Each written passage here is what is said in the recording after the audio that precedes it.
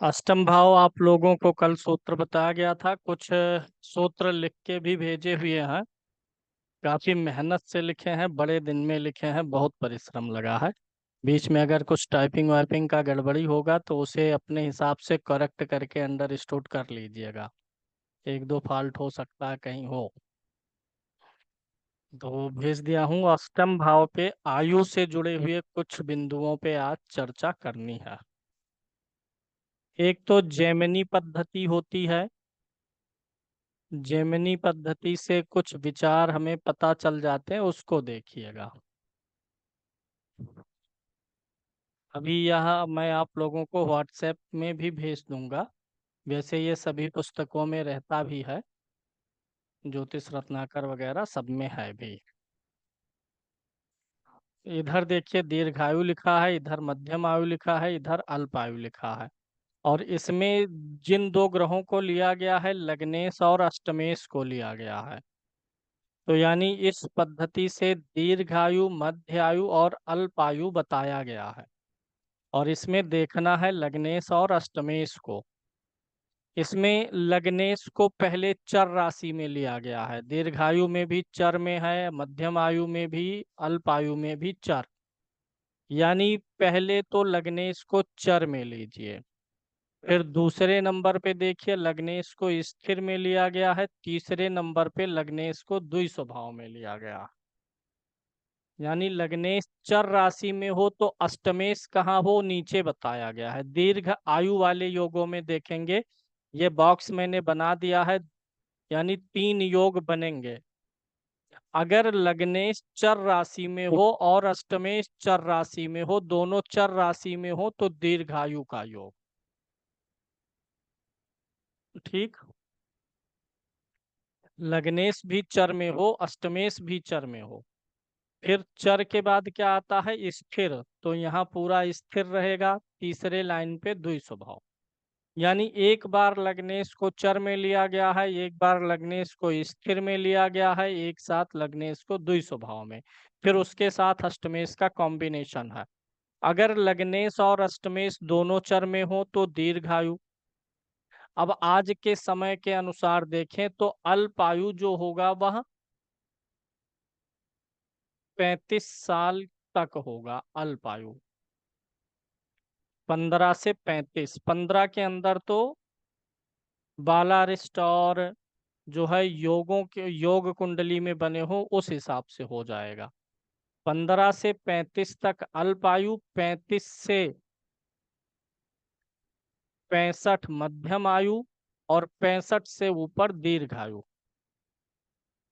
तो लग्नेश और अष्टमेश दोनों चर में हो तो दीर्घायु। लग्नेश स्थिर में हो और अष्टमेश द्वि स्वभाव में हो तो दीर्घायु। वहीं लग्नेश द्वि स्वभाव में हो तो अष्टमेश स्थिर में हो।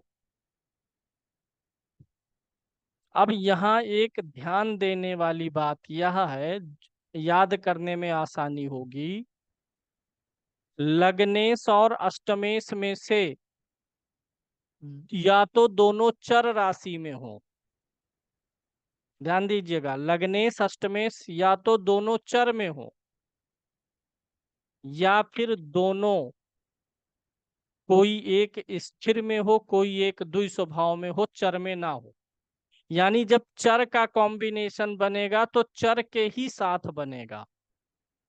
यहाँ देखिए कहीं भी चर आया है, यहाँ स्थिर है, यहाँ द्वि स्वभाव है, यहाँ द्वि स्वभाव, यहाँ स्थिर। यानी दीर्घायु तब होगी जब चर का कॉम्बिनेशन चर से हो या फिर स्थिर का कॉम्बिनेशन द्वि स्वभाव से हो या द्वि स्वभाव का स्थिर से हो। सेम नहीं होना चाहिए। दोनों स्थिर स्थिर हो जाएगा तब तो अल्पायु हो जाएगा। यहाँ पर देखिए स्थिर स्थिर दोनों है तो अल्पायु है। एक स्थिर रहे तो उसके साथ दूसरा क्या रहे, द्वि स्वभाव। अगर एक द्वि स्वभाव है तो अगला क्या रहे, स्थिर रहे। ठीक है। या तो लग्नेश और अष्टमेश दोनों चर में रहें। चर मतलब चलायमान। तो आयु चलायमान रहेगी अगर लग्नेश और अष्टमेश चर में है। दूसरा में इन दोनों में आपको सिर्फ एक ही चीज ध्यान रख लेंगे तो समझ में आ जाएगा। चर तो खत्म हो गया, ले लिया, अब बचा स्थिर और द्वि स्वभाव। ना तो दोनों द्वि स्वभाव में रहे, ना ही दोनों स्थिर में रहे। लग्नेश और अष्टमेश में से कोई एक चर में रहे, कोई कोई एक द्वि स्वभाव में रहे, कोई एक स्थिर में रहे तो दीर्घायु। ठीक है, कैलाश जी बात समझ में आई? रजनीकांत जी, अब आ जाइए मध्यम आयु पर। यहाँ चर चर का कॉम्बिनेशन था। अब यहाँ जब चर है, ध्यान दीजिएगा, तो अगला भी चर होता तब तो ठीक रहता है, जैसे यहाँ पर था। चर का कॉम्बिनेशन यहाँ पर स्थिर के साथ है, यानी लग्नेश चलायमान है और अष्टमेश स्थिर है, रोक रहा है। एक आयु को खींच रहा है, एक रोक रहा है, तो मध्यम आयु हो जाएगी। यहाँ तो ऊपर सब में चर ही लिया गया, मतलब इस चार्ट को प्रिंट करके रख लीजिएगा, ठीक। याद करना उतना आसान नहीं रहेगा, भूल जाता है। तो इसको आप अपने डेस्कटॉप पे रखिए, प्रिंट करके रखिए, वो ज्यादा ठीक रहेगा। तो लग्नेश चर में हो, अष्टमेश स्थिर में हो तो मध्यम आयु, या फिर लग्नेश स्थिर में हो, अष्टमेश चर में, यानी इसी का रिवर्स है। जैसे यहाँ पर दो सूत्रों का रिवर्स था दीर्घायु में, एक स्थिर था तो दूसरा द्वि स्वभाव या द्वि स्वभाव स्थिर, वही यहाँ पर भी है। अगर लग्नेश स्थिर में है तो अष्टमेश चर में है, अष्टमेश स्थिर में हुआ तो लग्नेश चर में हुआ। यानी दो सूत्र तीनों में रिपीट होंगे, उसी का आगे पीछे होकर के रिपीट होगा तीनों में, दीर्घायु मध्यायु अल्पायु तीनों में। अब या फिर लग्नेश द्वि स्वभाव में हो तो अष्टमेश भी द्वि स्वभाव में हो तो भी मध्यम आयु। द्वि स्वभाव मतलब ना इधर ना उधर, बीच वाला है, ना चर में है ना स्थिर में है, भी मध्य है तो मध्य आयु दे देगा। अल्पायु कब होगा? जब लग्नेश चर में हो और अष्टमेश द्वि स्वभाव में हो, या लग्नेश स्थिर में हो अष्टमेश स्थिर में हो। अब इसी का अपोजिट कर दीजिए, लग्नेश द्वि स्वभाव अष्टमेश चर में, तो ये इस चार्ट के माध्यम से आप एक अनुमान लगाएंगे। हालांकि ये फाइनल डिसीजन नहीं होता है, सिर्फ इसी विधि से। इस विधि को देखेंगे फिर अन्य विधियों को भी देखना होता है, अभी आगे उस पे भी चर्चा करेंगे। तो ये जेमिनी पद्धति है। अब इसको मैं कैसे प्रयोग करता हूँ इसको भी देखिए, मैं इसमें दो स्टेप और आगे चला जाता हूँ, समझिएगा। लग्नेश चर में है और अष्टमेश चर में है, तो मैं ये भी देख लेता हूँ। लग्नेश मुझे चर में मिल गया, अच्छा है। अष्टमेश चर में मिल गया, अच्छा है। तो मैं ये भी देखता हूँ कि लगन में जो राशि है और अष्टम में अगर उसमें से कोई राशि भी चर मिल जाती है तो और भी बेहतर है। जैसे लग्नेश स्थिर में हो, अष्टमेश द्वि स्वभाव में हो, कोई जरूरी थोड़े है लग्नेश लगन में ही रहेगा ना, दूसरे भाव में भी हो सकता है। मुझे लग्नेश स्थिर राशि में मिला, कर्क राशि हो गई मान लीजिए, और सूर्य दूसरे भाव में है, कर्क लगन में सूर्य दूसरे भाव में स्थिर में हो गया, और अष्टमेश द्वि स्वभाव में हो गया। तो लगन में और अष्टम में जो राशि है उसे देखिए, अगर वह भी इन्हीं दो राशियों से मैच करेगी तो और भी प्रबलता आ जाएगी, श्योरिटी और अधिक आ जाएगी। तो इस प्रकार से इसको आप लोग प्रिंट करके रखिएगा, डेस्कटॉप पे रखिएगा, मिलान करिएगा, ठीक। दो दो कॉम्बिनेशन लग्नेश और अष्टमेश का लिया गया है, इस प्रकार से तीन सेट बनेंगे। यहाँ पर एक सेट ये, एक सेट ये, ऐसे यहाँ पर भी। बालारिस्ट वाला पीडीएफ भेजा गया है, उसको पढ़ लीजिएगा। बालारिस्ट पे वीडियो भी बना हुआ है, डे बाय डे लेसन में है। अब दूसरे पे चलते हैं, कुछ कॉन्सेप्ट पे चलते हैं। इसके लिए हम चलेंगे कुंडली पर।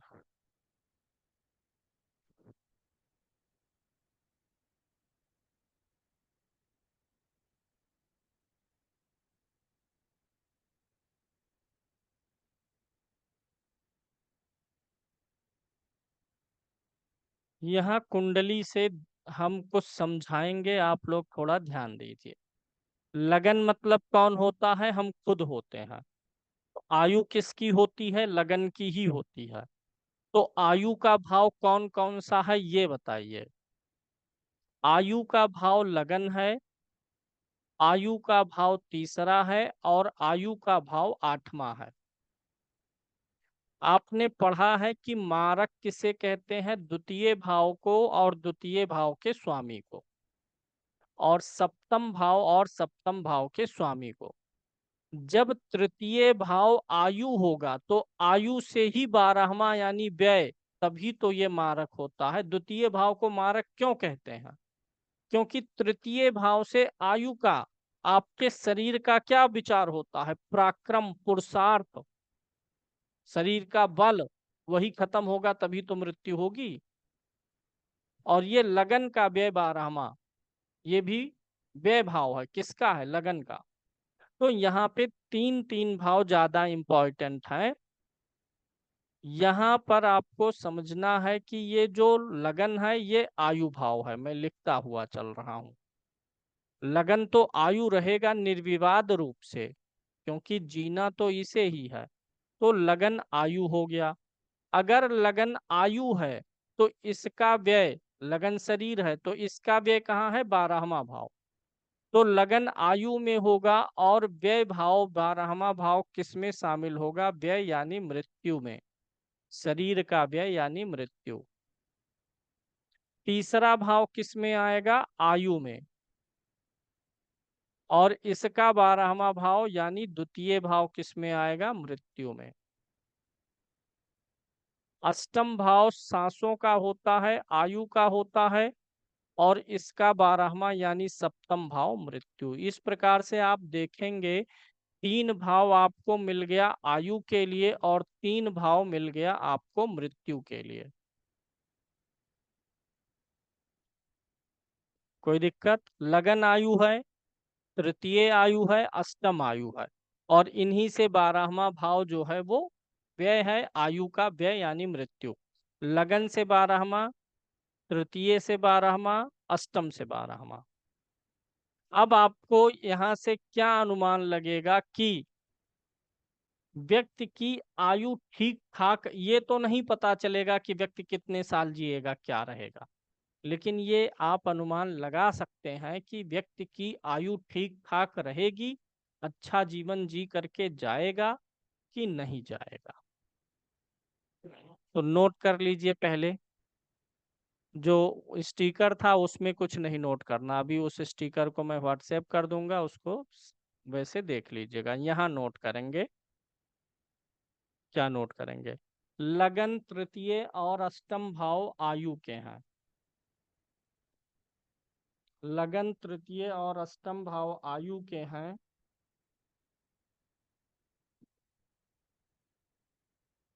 और इन भावों से 12वां,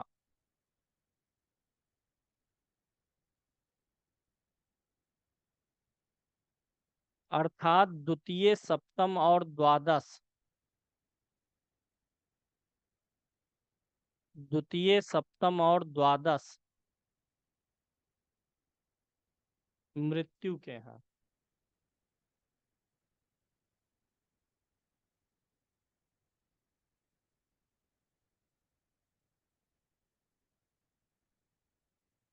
अब पहले प्रयोग देखिए, जजमेंट कैसे करना है।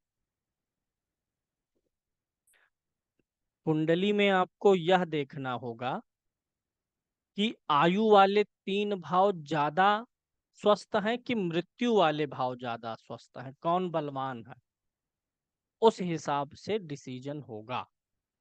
इस कुंडली पे हम डिसीजन करते हैं। देखिए पहले, यहाँ पर लगन आयु का है, लगन को देखते हैं। लगन में कोई नीच का ग्रह है? नहीं है। लगन यहाँ पे पीड़ित नहीं है। शनि की दृष्टि है हालांकि, तो ये थोड़ा सा पीड़ित तो करेगा, लेकिन इस सिर्फ भाव और भावेश को देखिएगा। भाव ठीक है, भावेश भी मित्र राशि में चौथे भाव में बैठा हुआ है। भावेश भी लगन भाव और भावेश को देखना है। तो भाव ठीक है, भावेश भी ठीक है, मित्र राशि में चौथे भाव में बैठा है। लग्नेश यहाँ पे मुझे ठीक दिख रहा है, यानी यह भाव अच्छी आयु दे रहा है। दूसरा आयु का भाव कौन सा है? तृतीय भाव। तृतीय भाव देखिए पीड़ित तो नहीं है। तृतीय भाव का स्वामी शुक्र है, केंद्र में बैठा हुआ। वैसे भी जानिएगा, जो आयु के भाव हैं अगर उनके स्वामी केंद्र में जाते हैं तो उनको एडवांटेज मिलता है। और जो मृत्यु के भाव के स्वामी हैं, अगर वे 6, 8, 12 में जाते हैं तो तब उनको एडवांटेज मिलेगा। तो यहाँ पे देखिए, जो तृतीय भाव है यहाँ पर क्रूर ग्रह है। आप चाहें तो इसको ऐसे बल देते हुए चल सकते हैं। चलिए बल देते हुए चलते हैं। सूर्य को यहाँ पे जो ठीक होगा उसको हम 1 नंबर दे देंगे, जो थोड़ा बिगड़ा हुआ होगा आधा नंबर दे देंगे। तो सूर्य को यहाँ पूरा दे रहे हैं क्योंकि लगन पीड़ित नहीं है, लग्नेश भी ठीक है। तृतीय भाव को देखते हैं तो यहाँ पर केतु बैठा हुआ है। तृतीय भाव में केतु है और इसका स्वामी शुक्र चौथे भाव में आकर के बैठा हुआ है। तो केतु तो बहुत अच्छा ग्रह नहीं होता है। केतु बैठ के काटता छांटता ही तो है। आयु पे बैठा है तो आयु को काटेगा और छांटेगा। लेकिन शुक्र अच्छा है, यानी भाव थोड़ा गड़बड़ है, भावेश ठीक है, तो आधा अंक दे देते हैं, 1/2। तीसरा हमें क्या लेना है? अष्टम भाव को लेना है आयु का। अष्टम भाव यहाँ पर ठीक है और अष्टमेश उच्च का है। भाव का स्वामी उच्च का हुआ तो उसे अच्छा ही मानना है। भाव में उच्च का ग्रह है तो अच्छा है, शुभ ग्रह की दृष्टि है तो अच्छी है। मूल रूप से भाव में बैठे हुए ग्रह को और भावेश को देखना। तो यहाँ पर तो गुरु उच्च का हो गया, 1 नंबर पूरा दे दिए। तो आयु को पूरा कितना मिल रहा है? 2.5 अंक। 1, 1, 2 और आधा 2.5 हो गया। केतु के कारण से थोड़ा सा हमने काटा है, केतु थोड़ा असर डालेगा। तो ऐसे नोट कर लेते हैं, इसको अलग से लिख दे रहा हूँ। आयु के लिए हमको 2.5 अंक मिले हैं, 2.5 से ऊपर ही मान लेंगे, 3 पूरा नहीं देंगे, केतु के कारण से कुछ कटेगा। अब ये कोई पैरामीटर नहीं है कि 2.5 ही रहे, ये समझाने का तरीका है। केतु कुछ काट रहा है जरूर। तो ये 3 होता, हम इसको 2.25 मान सकते हैं। क्योंकि केतु यहाँ पर बहुत पीड़ित नहीं है, भाव तृतीय भाव केतु के लिए गड़बड़ नहीं है, तुला राशि भी गड़बड़ नहीं है। अब आ जाइए मारक भावों पर। मारक भाव बलवान होगा तो मारक का असर अधिक रहेगा। यहाँ पर द्वितीय भाव में क्रूर ग्रह मंगल है, चंद्रमा है, और ये दोनों बुध की राशि में हैं, शत्रु राशि। लेकिन राशि परिवर्तन मंगल और बुध ने कर दिया है। तो राशि परिवर्तन में एक प्रकार का क्या हो जाता है? समझौता। ना तुम मेरा बुरा करोगे ना मैं तुम्हारा बुरा करूंगा। तो यहाँ पर ना अच्छा है ना बुरा है, तो यहाँ पे हम क्या रख लेंगे? अच्छा है ना बुरा है, यानी ये बलवान भी नहीं है। मंगल और चंद्रमा यहाँ पर दोनों ही शत्रु राशि में हैं। और ये जो मंगल यहाँ बैठ के बैठा है वह बुरा बना रहा, बुध ने थोड़ा डैमेज कंट्रोल किया है, आधा नंबर।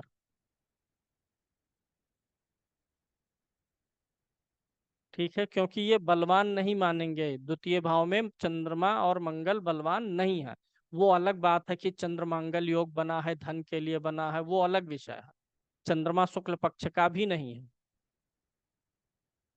तो ये पीड़ित ही है चंद्रमा यहाँ पर, यानी बल की कमी हो रही है यहाँ पर बैठे हुए ग्रह की।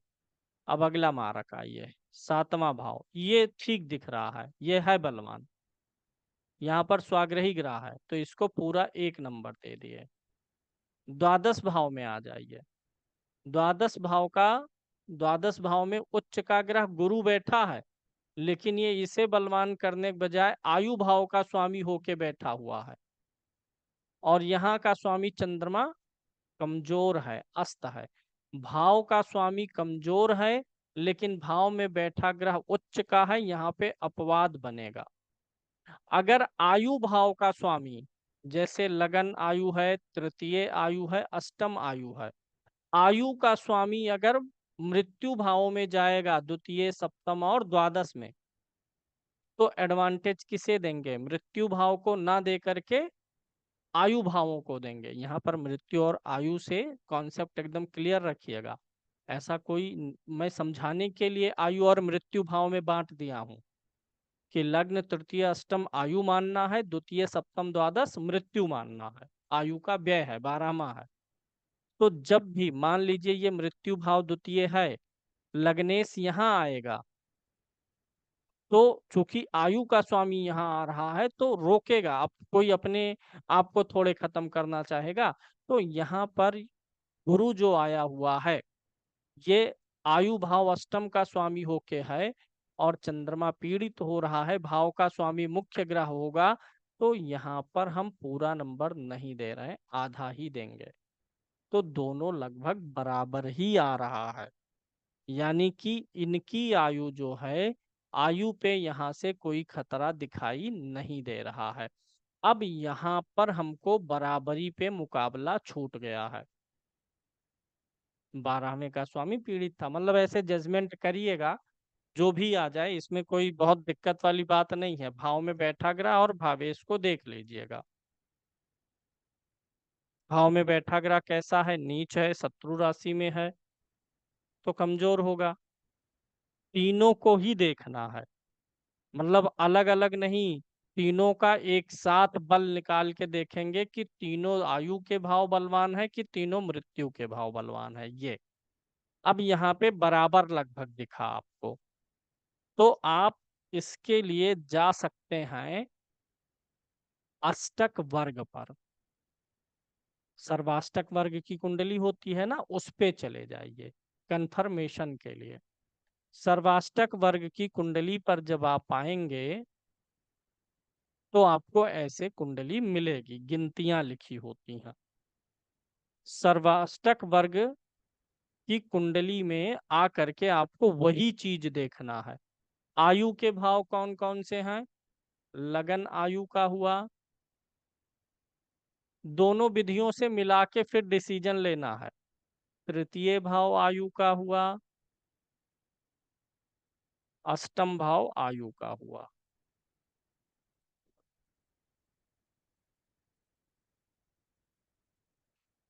मृत्यु का देखिए, द्वितीय भाव मृत्यु हुई, सप्तम भाव मृत्यु हुआ, द्वादश भाव मृत्यु हुआ।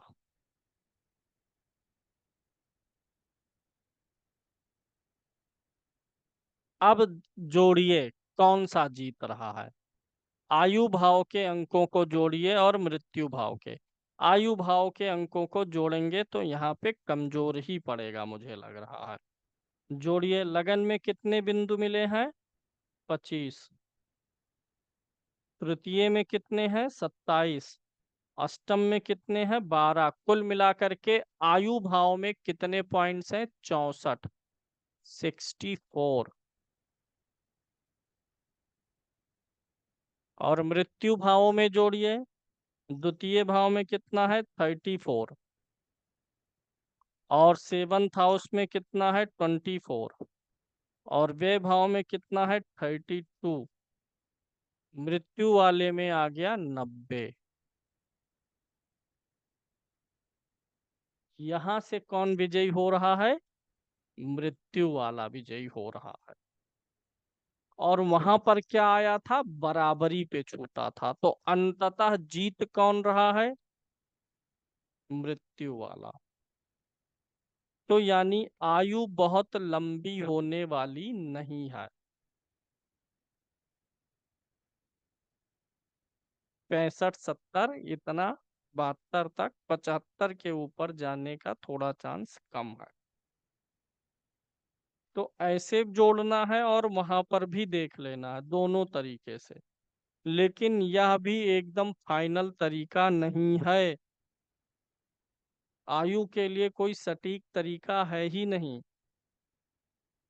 कि कोई एक विधि लगाए कैलकुलेशन किए सही हो गया, क्योंकि जन्म मृत्यु ये दोनों व्यक्ति के सदकर्मों पर भी निर्भर करते हैं। अब अगली विधि पे चल रहा हूं।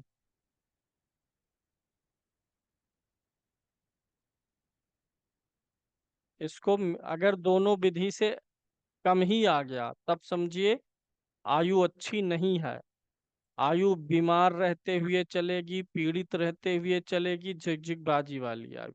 दोनों अच्छा आ गया तो आयु अच्छी चलेगी, मतलब यहाँ पर सिर्फ ये नहीं देखना मृत्यु कब होगी, जीवन जो जी रहे हैं वह कैसी चलेगी, स्वस्थ रहेगी कि परेशानी युक्त, ये भी देखा जा सकता है। अब आ जाइए जो सबसे मुख्य है, जहां से ज्यादा सही अनुमान लगेगा। और कल मैंने आपको बताया था कि यह नियम आपको लगाना है, पूर्ण आयु पर ही लगाना है। जैसे कोई व्यक्ति जी रहा है, उसकी मैक्सिमम आयु कहाँ तक जा सकती है, यह नियम है इसमें काम करेगा। मतलब किसी व्यक्ति की मैक्सिमम आयु यानी मारक उसका कब आ सकता है, इस चीज के लिए यह नियम बन रहा है। तो मैक्सिमम आयु निकालना है किसी व्यक्ति की। मरने को बीच में भी मर सकता है, लेकिन मैक्सिमम यहाँ तक जा सकता है। इसके लिए क्या करना है, आप जानते हैं कि सभी कुंडलियों में दो ग्रह मारक होते हैं। यहाँ सिंह लगन की कुंडली है, इस सिंह लगन की कुंडली में उन दो ग्रहों को निकालिए जो परम मारक हों। शनि है एक, परम मारक कौन कौन सा ग्रह है, एक शनि है। ठीक। दूसरा परम मारक बुध है। नहीं समझ में आ रहा कैसे ये हो रहा है। जो भी ग्रह जन्म कुंडली में द्वितीय, तृतीय, छठे, सातवें, आठवें, 11वें, 12वें में से दो भावों का स्वामी होगा, वह क्या होगा, परम मारक। और वे दोनों ग्रह लगन के मित्र भी नहीं होंगे। तो शनि बुध परम मारक हुआ इस कुंडली में ना। ठीक है। आगे उन ग्रहों को लीजिए, उस ग्रह को लीजिए जो अष्टम या द्वादश भाव में बैठा हो, या उसका स्वामी हो। द्वादश भाव में कौन सा ग्रह बैठा है, गुरु।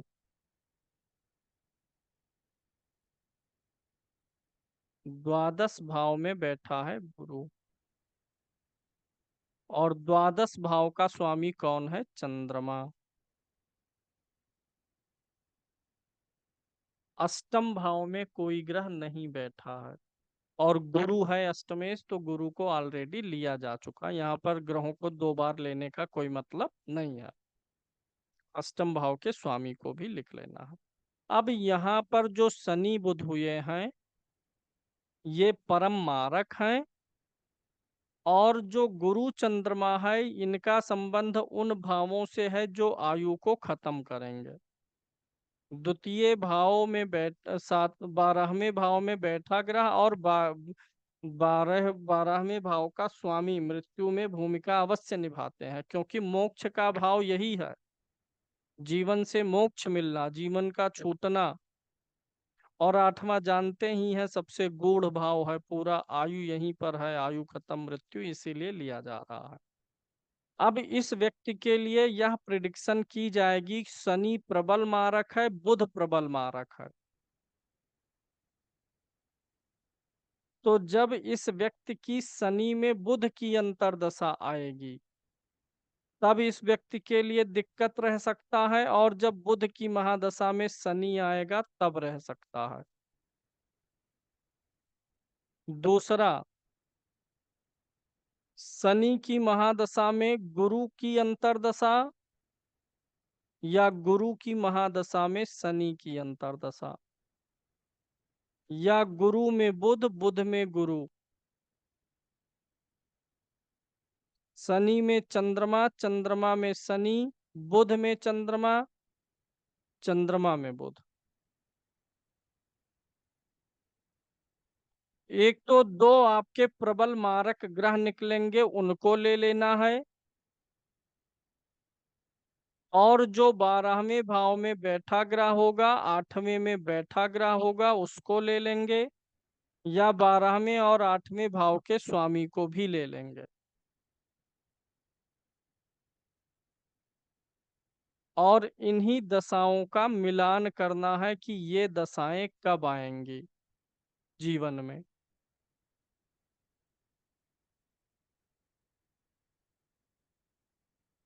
जैसे इसी कुंडली में शनि प्रबल मारक है और शनि की महादशा चल रही है, और शनि में अभी जो हमने निकाला कि शनि में गुरु 12वें में बैठा है, तो शनि में गुरु की अंतर्दशा इस टाइम में आएगी, तो यह टाइम इनके लिए तकलीफ वाला होगा। दूसरा, शनि में चंद्रमा जनवरी 1 मार्च 2029 से यहाँ 30 तक, इसमें भी अभी स्क्रूटनी होगी, छटनी करेंगे। पहले बेसिक समझ जाइए, फिर अभी इसमें से कुछ ग्रहों को हटाना होगा। शनि प्रबल मारक था, बुध प्रबल मारक था, तो शनि की महादशा में बुध की अंतर्दशा, बुध में शनि, यानी जो दो प्रबल मारक ग्रह आए हैं उनमें से किसी एक की महादशा हो, किसी एक की अंतर्दशा हो, तो वह समय गड़बड़ जाता है। अगर उसमें उन दोनों में से कोई पीड़ित भी हुआ, तब विशेष गड़बड़ जाएगा, ज्यादा कष्ट आएगा। जैसे इसी कुंडली में शनि स्वाग्रही है, शनि को पीड़ित नहीं नजर आ रहा है, तो इसलिए शनि की महादशा मारक तो है, लेकिन मार डालने वाला मारक नहीं होगा, क्योंकि ये स्वराशि का है और अभी उम्र भी उस हिसाब से नहीं है। आयु का भी ख्याल रखना है। शनि पीड़ित नहीं है, लेकिन फिर भी शनि मार्केश है और गुरु 12वें में बैठा है मोक्ष के भाव में, तो शनि में जब गुरु शनि में चंद्रमा भी नहीं मारक बनेगा, क्योंकि चंद्रमा भी यहाँ पर पीड़ित नहीं है। 12वें का स्वामी भले है, लगन का मित्र है, गुरु भी लगन का मित्र है, तो शनि में गुरु में तकलीफ तो आएगा, लेकिन मृत्यु नहीं होगी, क्योंकि ये 12वें में बैठा ग्रह लगन का मित्र है। तो अब यहाँ छटनी क्या करनी है, देखिएगा ध्यान से। अब फार्मूला छोटा करने चल रहे हैं। सर्वप्रथम हमें कुंडली के दो प्रबल मारक ग्रहों को लेना है। नंबर नेक्स्ट, 12वें भाव में बैठा हुआ ग्रह और 12वें भाव के स्वामी को लेना है। अष्टम भाव में बैठा हुआ ग्रह और अष्टम भाव के स्वामी को लेना है। और 12वें भाव और 8वें भाव में बैठा ग्रह या जो स्वामी है, अगर वह लगन का मित्र है तो उसे हटा देना है, उसे हटा देना है। अब आपके पास ग्रहों की संख्या कम हो गई। अब जो भी, अब यहाँ पर क्या है इस कुंडली में, अब संयोग से 12वें भाव में बैठा ग्रह भी लगन का मित्र है, 12वें का स्वामी भी मित्र है, अष्टम भाव का स्वामी भी लगन का मित्र है, तो गुरु चंद्रमा दोनों हट जाएंगे, बचेगा शनि और बुध ही।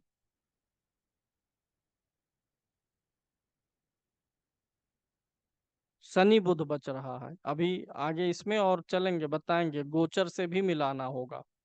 तो यहाँ पर हमें सिर्फ शनि और बुध इस कुंडली में मिले, गुरु कट गया, चंद्रमा कट गया, तो शनि में बुध कब आया? शनि में बुध अप्रैल 2021 से दिसंबर 2023 तक था। तो ये दोनों चूंकि परस्पर मारक थे, एक की महादशा एक की अंतर्दशा, इस बीच में शारीरिक तकलीफ का योग बनता है, कुछ न कुछ स्वास्थ्य में परेशानी का संकेत मिलता है, लेकिन मृत्यु के लिए नहीं बोलना है। मृत्यु के लिए कब बोलना है अभी गोचर बताऊंगा, जब वह भी उस समय में मिलेगा तब होगी। अब इनको अगला तकलीफ कब आने की संभावना है, और ये जरूरी नहीं है कि इस महादशा इस अंतरदशा में आप बोलिए। कुंडली देखिए तो सतर्क करिए, दो प्रबल मारक ग्रहों में से एक की महादशा एक की अंतरदशा हो, और दोनों में से कोई एक भी पीड़ित हो, तब बोलिए कि इस समय में सावधानी रखिएगा। अब यहाँ पर शनि पीड़ित नहीं है, बुध भी अस्त नहीं है, तो पीड़ित शुरू से बता रहा हूं, कोई ग्रह कारक हो या मारक हो कुछ भी हो, पीड़ित होने पर ही, कारक ग्रह ही क्यों नहीं होगा, लगने से ही क्यों ना हो, पीड़ित होगा तो वो भी अशुभ करेगा, वो भी कष्ट देगा। मारक ही क्यों ना हो और पीड़ित नहीं है तो भयभीत नहीं होना है। तो इसमें शनि में बुध में ज्यादा परेशानियां मुझे नजर नहीं आती, क्योंकि दो के दोनों पीड़ित नहीं हैं। लेकिन अगर यही उम्र हो गई होती 80 82, मतलब जो एज का भी फैक्टर ख्याल रखना है, उम्र हो गई होती, शरीर की शक्ति छीण रही होती, तो यही दशा मारक बन जाती, क्योंकि मृत्यु तो होना ही है। एज मृत्यु के कगार पे पहुंची है, तब बली और निर्बली ग्रह नहीं काम करेगा, क्योंकि तब शरीर ही निर्बल हो चुका है, शरीर में बल नहीं है, कोई छोटा सा झटका लगेगा तो मृत्यु हो जाएगी। लेकिन चूंकि अभी उम्र उस स्तर की नहीं है, 1966 का जन्म है, तो ये छोटे जो मार्केस पीड़ित नहीं है, वो छोटे झटके दे करके छोड़ देंगे। अब मान लीजिए 1966 का जन्म है, तो कितनी साल आयु हो गई, 70 30 20 50, 4 54, 58 साल की आयु है।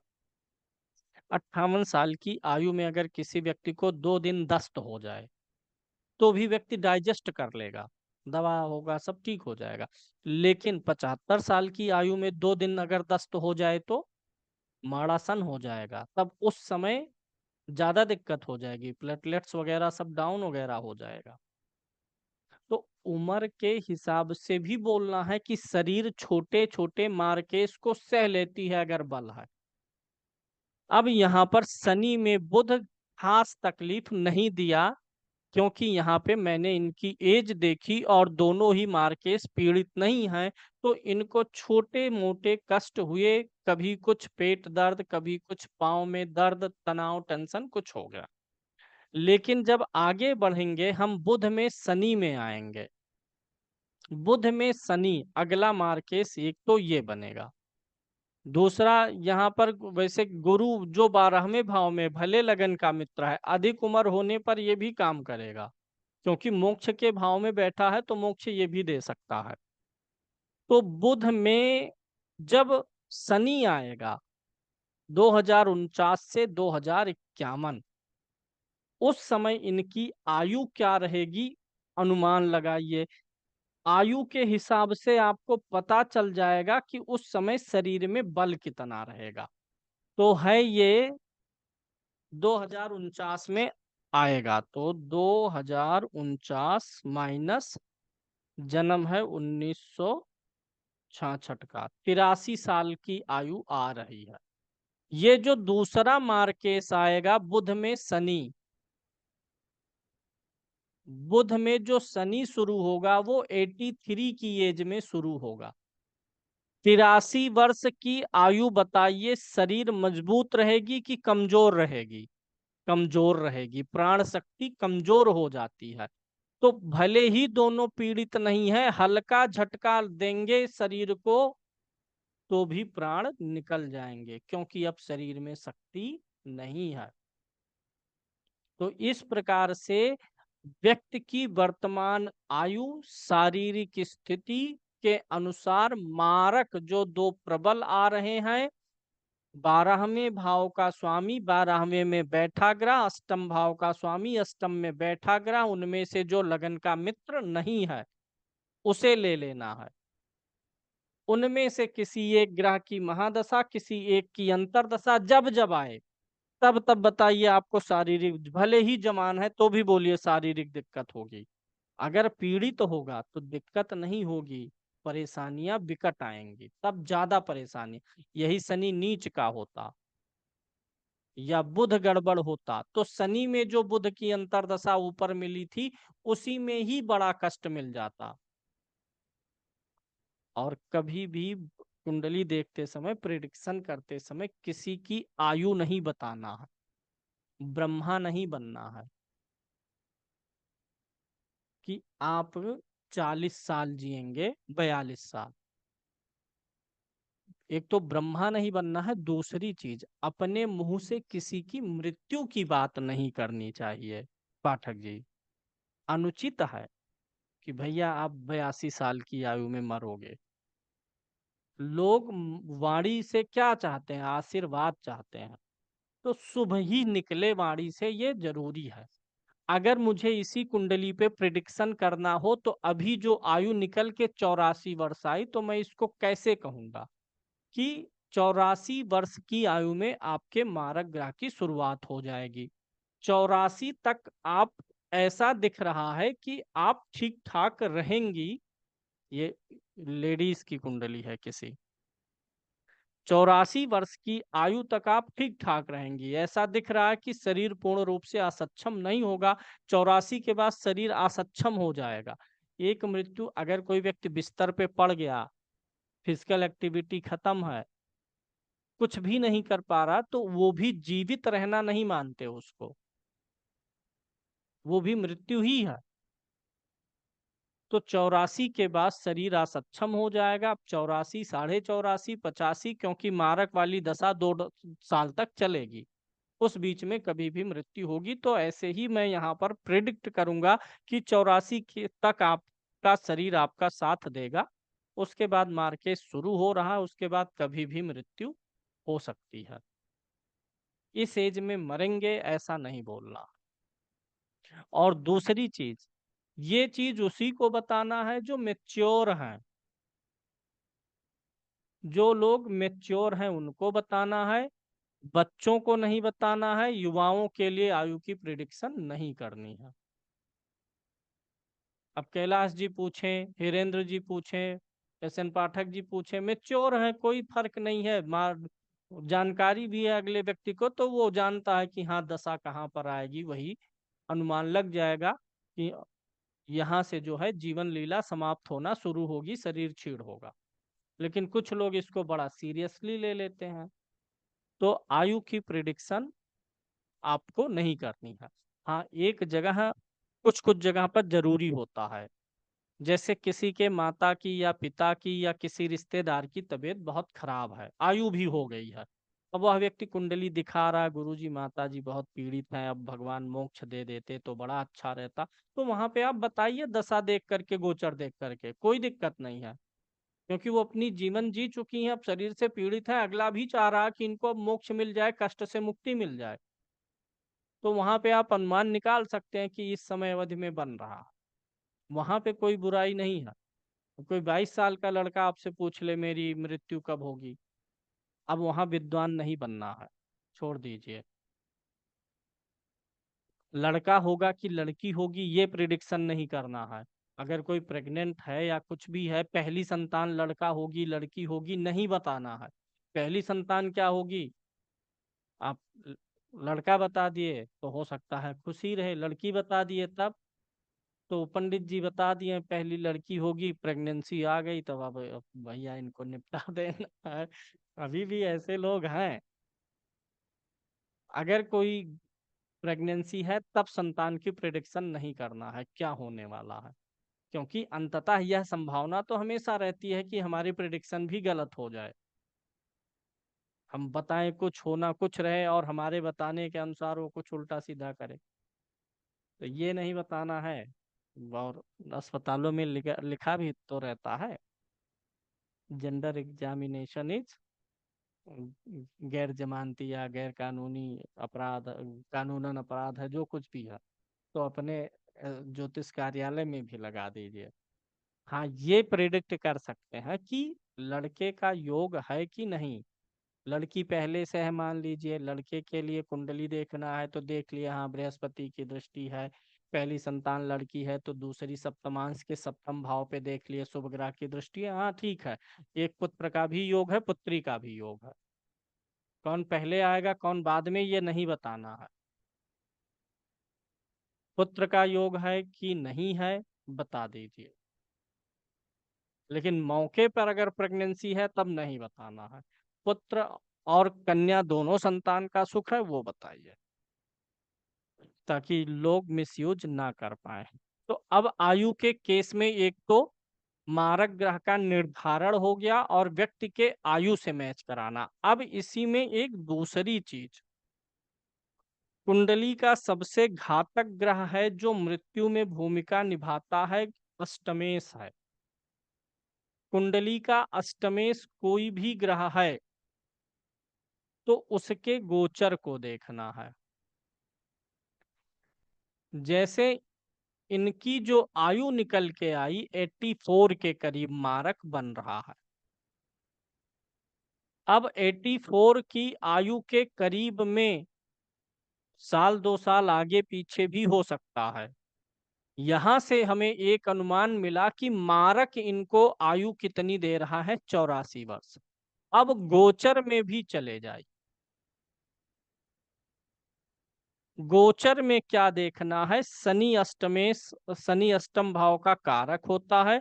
एक तो शनि को लेना होगा, शनि अष्टम का और मृत्यु का दोनों का कारक है, और अष्टम भाव को लेना है।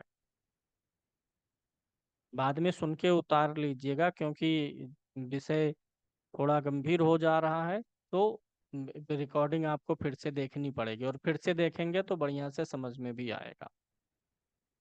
अष्टमेश सबसे खराब होता है मृत्यु के लिए, और अष्टम भाव का कारक शनि, इन दोनों को लेना है।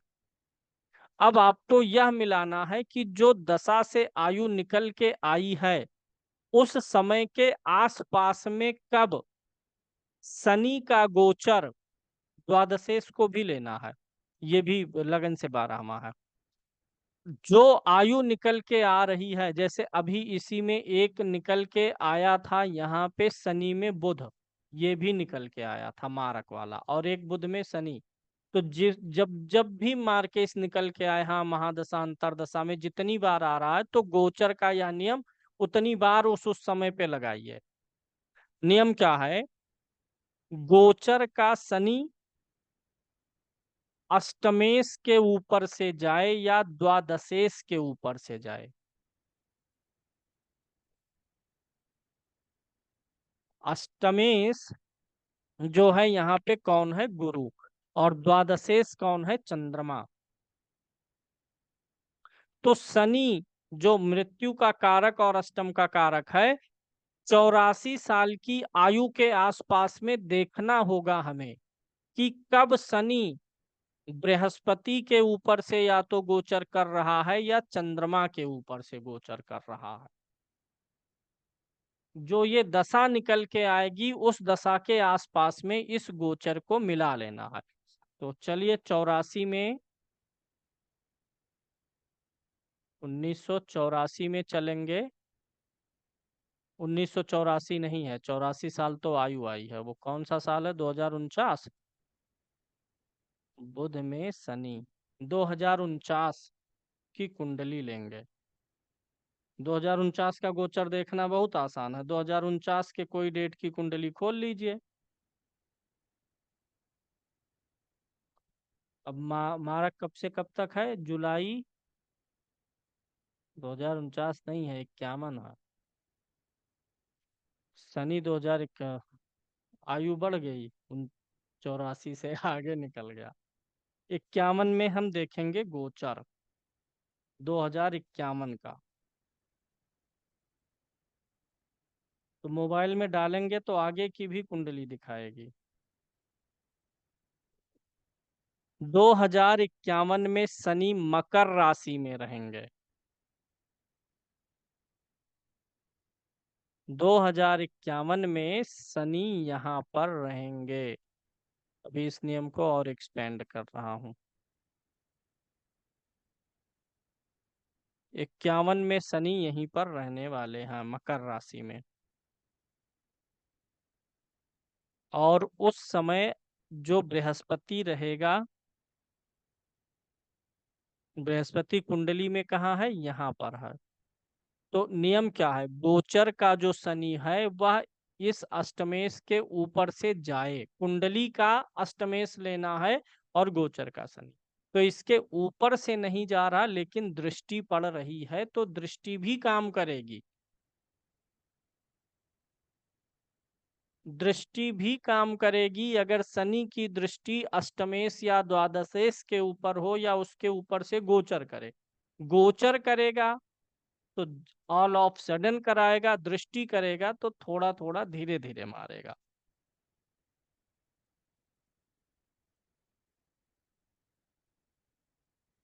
ठीक है, अब अगले पॉइंट पे चल रहे हैं। इसको और बढ़ा रहे हैं। देखिए, अगर उसके ऊपर से गोचर ना कर रहा हो,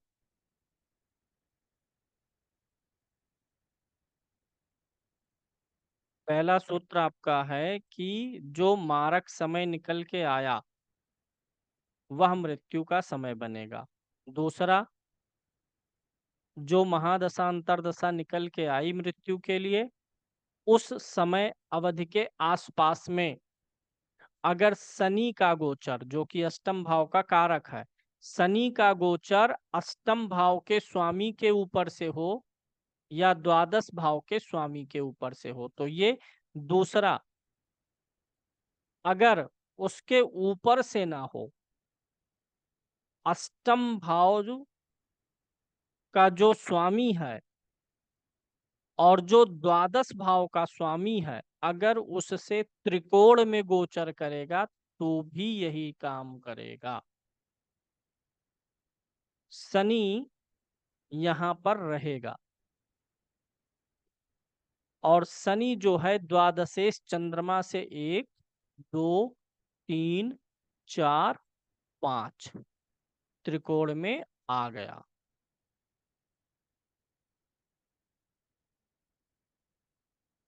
जो कालखंड इनके आयु के लिए हमने निकाला है 2051 से 54 के बीच में प्रबल मारक है, इसको श्योर करने के लिए हम गोचर देखेंगे। गोचर में हम देखेंगे कि गोचर का शनि अष्टमेश के ऊपर से जाए या द्वादशेश के ऊपर से जाए या दृष्टि डाले, या कुंडली में जहां पर द्वादशेश बैठा है या अष्टमेश जहां बैठा है उससे त्रिकोण में शनि पड़ जाए। तो यहाँ पे दो चीजें, ये जो अष्टमेश है, शनि गोचर में अष्टमेश के ऊपर दृष्टि डाल रहा है और द्वादशेश से कहाँ पड़ रहा है? त्रिकोण में पड़ रहा।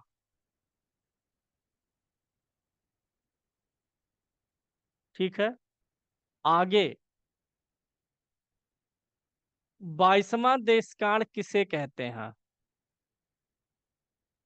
22वां देशकाल जो होता है इसको बोलते हैं हर देशकाल। 22वें देशकाल का जो स्वामी होता है उसे खरेश बोलते हैं। 22वां देशकाल है क्या, मिलता कहाँ है? ये अशुभ चीज है, ये शरीर को तकलीफ देती है 22वां देशकाल। 22वां देशकाल आपको बहुत ही आसान है समझना। आपको D3 कुंडली खोलनी है, देशकाल कुंडली। देशकाल मैं यहीं खोल दे रहा हूँ, देखिए। या यहाँ दिख रहा है, यहाँ नीचे इस चार्ट में ये D3 है, दिख रहा है ना? D3 में देशकाल कुंडली में 8वें भाव का जो स्वामी होता है उसे खरेश बोलते हैं। यही 22वां देश काल है। D3 देश काल कुंडली में अष्टम भाव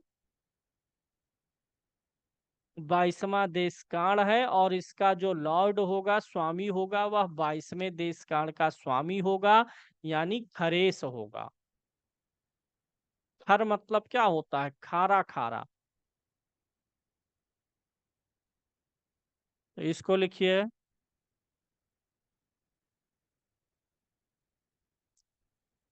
22वें देश काल का स्वामी कौन हुआ? यहाँ पर बृहस्पति हुआ।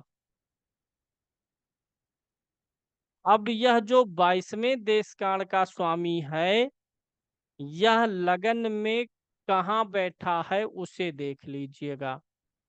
जब गोचर का शनि उसके ऊपर दृष्टि डाले या उसके ऊपर से जाए। अब यहाँ पर 22वें देश काल का स्वामी गुरु आ गया है संयोग से। अभी कोई दूसरा ग्रह होता, जैसे मान लीजिए यहाँ पर 6 नंबर होता, तो 22वें देश काल का स्वामी कौन हो जाता? बुध हो जाता।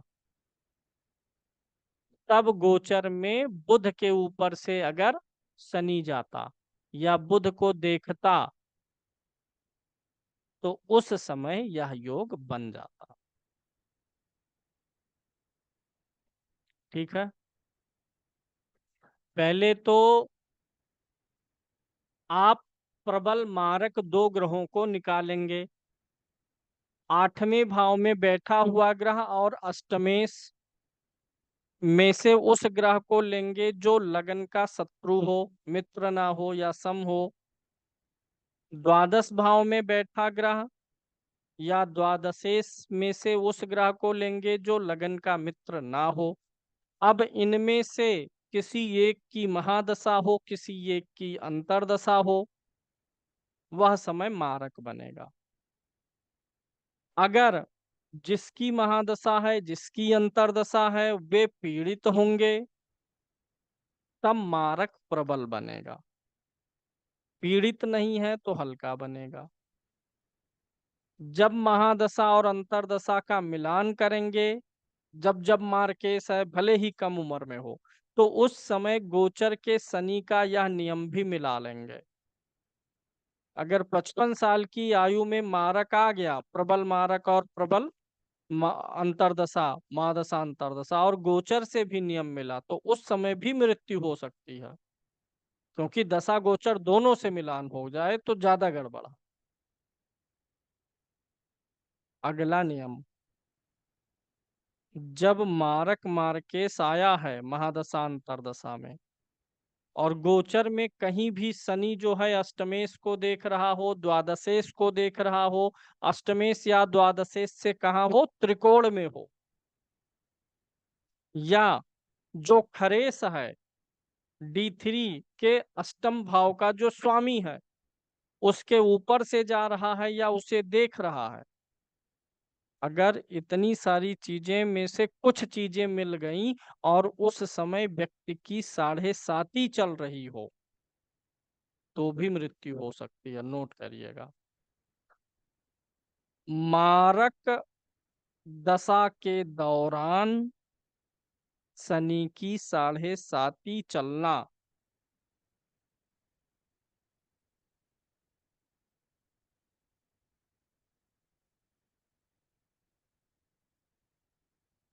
भी मृत्यु का कारण बन सकता है। Number next.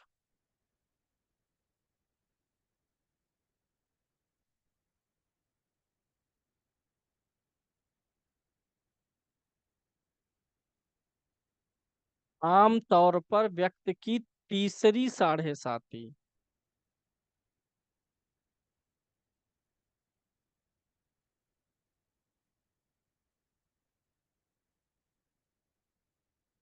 तीसरी 7.5 जब आए और उस समय कोई मारक ग्रह आए,